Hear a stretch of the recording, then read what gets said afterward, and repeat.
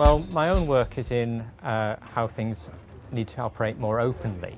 And I think that the surprise that we're having there is through opening up our resources, we're also opening up everything else around it.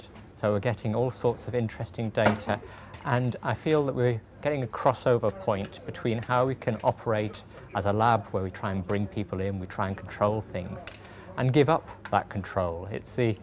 Everybody's learned this lesson, the Web 2.0 lesson, but perhaps coming across as a Research 2.0 lesson, that we have to really be open. We can't really expect to know what's going to happen next. Everything is changing. It's hard to keep pace with that change. And some of the rules we've operated by in the past, classic one is peer review to get our information out. Well, actually, everything's going out in all sorts of ways. For instance, things can be appearing on YouTube rather more suddenly than they appear in press.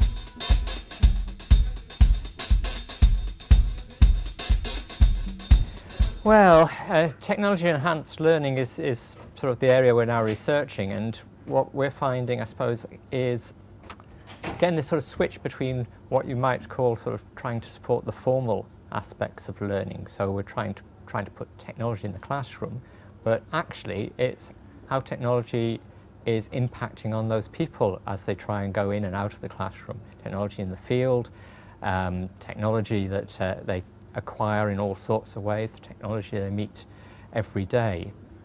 Most people seem to have better technology at home than perhaps we have in the university, that we're not the base for the technology. So I suppose I haven't got a sort of simple answer of mobile's the next big thing, which perhaps what people were saying 3 years ago, and it hasn't proved to be right in the way people perhaps expected, that everything would move on to some wonderful device that did everything. But this sort of openness, this crossover is the next thing, that you can't say how people are going to use anything you do.